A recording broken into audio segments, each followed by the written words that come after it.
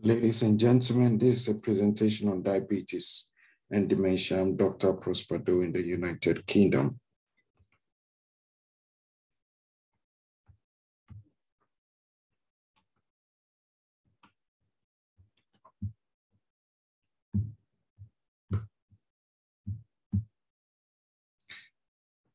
Further introduction, diabetes and dementia are both common complex conditions which affect people in different ways, and the successful management of diabetes requires good understanding of the condition and following a healthy eating and physical activity plan to monitor glucose levels, attend clinic reviews, and take medication as prescribed. And the presence of dementia with memory and communication problems can make these tasks difficult. And diabetes can also have a negative impact on memory and confusion. The prevalence, the population worldwide is aging, and by 2040, it is predicted that nearly 1 in 4 people in the United Kingdom will be aged 65 years or older. And currently, 11.8 million people living in the UK are aged 65 years or older, and 1.6 million are aged over 85 years. And the prevalence of type 2 diabetes and dementia increases in older people. So it is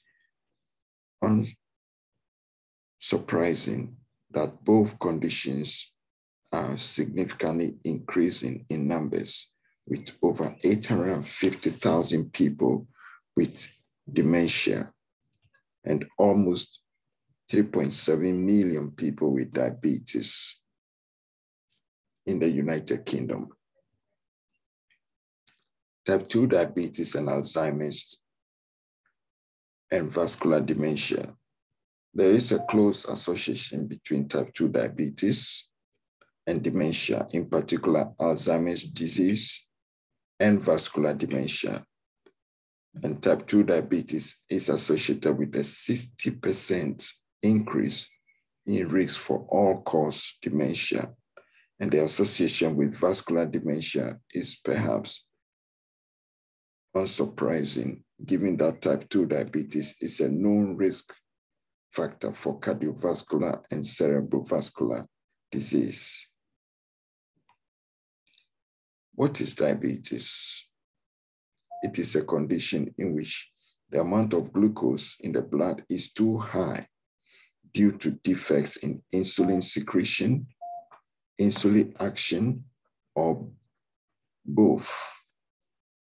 Insulin is a hormone produced by the pancreas, which controls glucose level in the blood.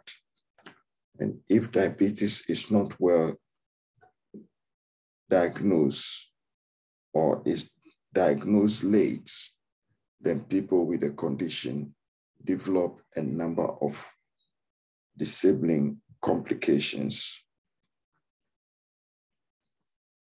including blindness, kidney failure, foot ulcers, heart attack, and stroke. And there are 2 main types of diabetes. Type 1 diabetes and type 2. Type 1 develops when the insulin-producing cells in the pancreas have been destroyed and the body cannot produce any insulin. And it's usually diagnosed in children or adults under 30 years, but can occur at any age. And type 1 diabetes usually presents with significant weight loss, marked thirst, and passing large amounts of urine frequently, and it affects 5 to 15% of people with diabetes.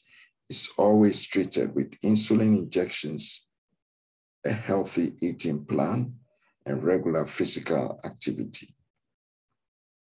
This is the pancreas gland. Type 2 diabetes develops when the pancreas can still make some insulin, but not enough, or when the body is unresponsive to the effects of insulin.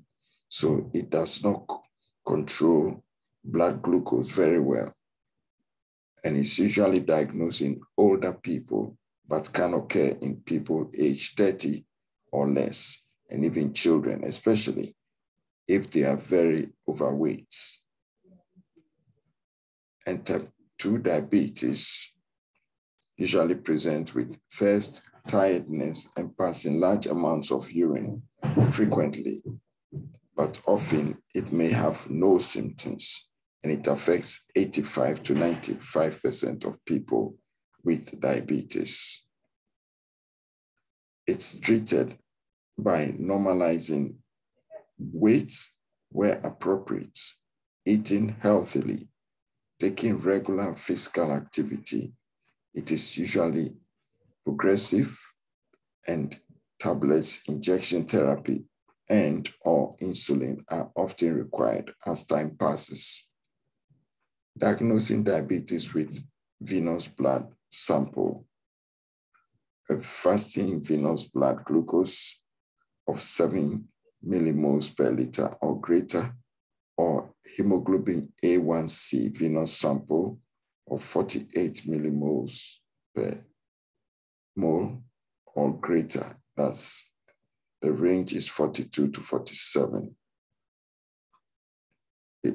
which is classed as high risk for developing type 2 diabetes. Treatment of diabetes, treatment of glucose level in the blood to maintain a target which minimizes risk of hypoglycemia, that's low blood glucose, but avoids unpleasant symptoms of hyperglycemia, that is high blood glucose, and risk of developing long-term complications. This can be quite challenging for individuals. Treatment for diabetes, type 1 diabetes, one aims at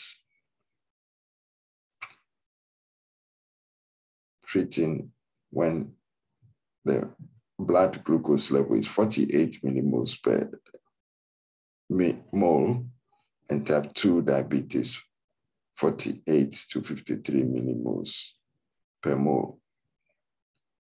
In the frail person, which is defined as dependent on others with multiple comorbidities, dementia, and living in a care home, a more relaxed HbA1c target of 59 to 69 millimoles per mole is appropriate. Signs and symptoms of hypoglycemia, that is low blood sugar. There are early signs and late signs. The early signs are sweating, palpitation, shaking, hunger, anxiety, paresthesia. That's feeling unusual sensations in the nervous system, general malaise, headache, and nausea. The late signs are confusion or rapidly worsening confusion in someone with dementia, drowsiness, unusual behavior, speech difficulties, lack of coordination, and coma. There are some issues for people with dementia and diabetes, or people with diabetes who develop dementia. The issues with dementia who develop diabetes are developing incontinence if they need to pass more urine more often, but are not able to find the toilet.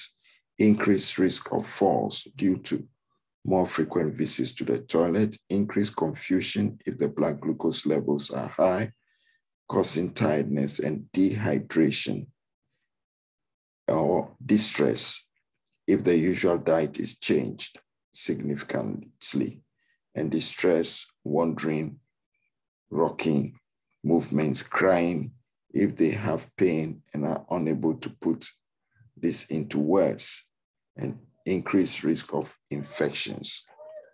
And for those with diabetes who develop dementia, it includes forgetting to take their medications regularly, forgetting they have taken medications, so at risk of double dosing, or forgetting how to do injections, unable to make decisions about interpreting blood glucose results, such as adjusting insulin levels, and missing meals and drinks, forgetting they have eaten, and at risk of high glucose levels if they eat again.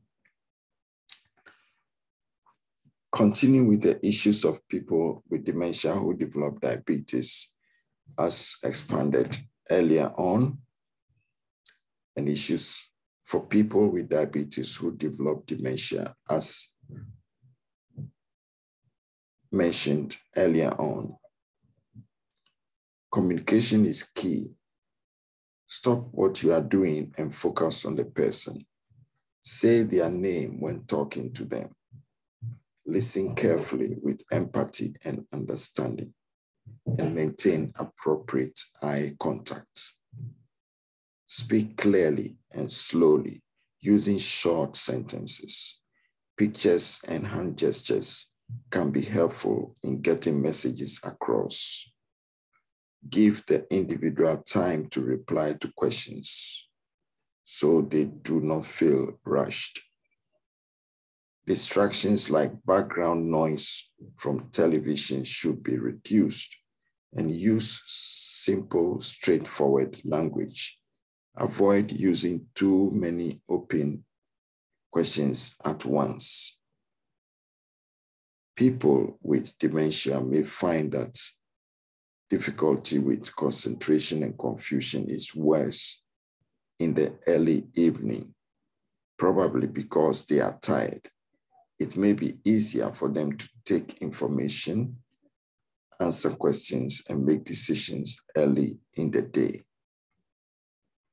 There are some nutritional barriers due to memory problems. When they forget to eat meals or agnosia, they may not recognize food, cutlery, or even those caring for them. Dysphasia, that is unable to say they are hungry, or feel hypo, that is low blood glucose.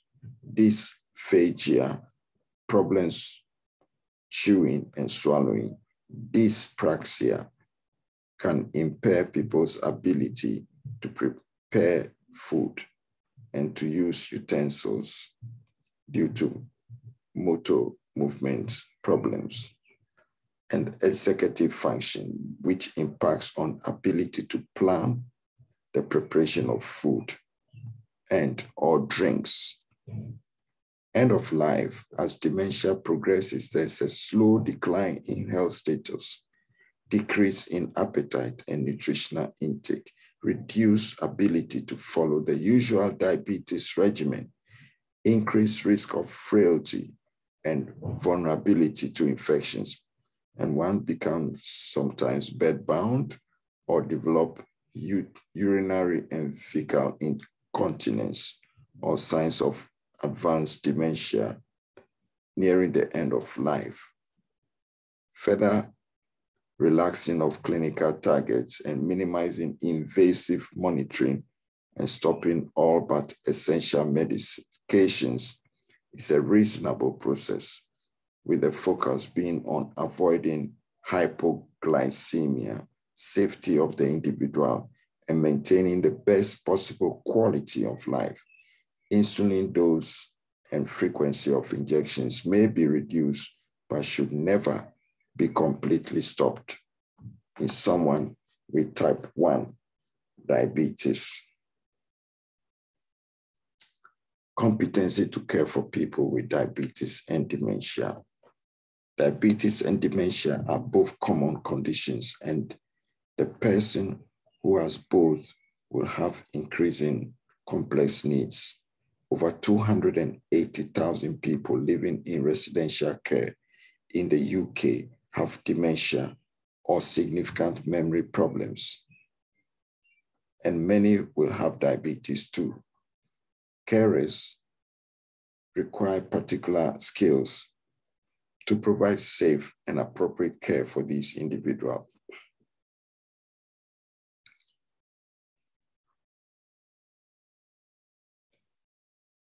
There are some useful resources which are shown. Alzheimer Society, Carers UK, Dementia UK, Diabetes UK, Trend UK. And leaflets and guidelines available. Thank you for your attention.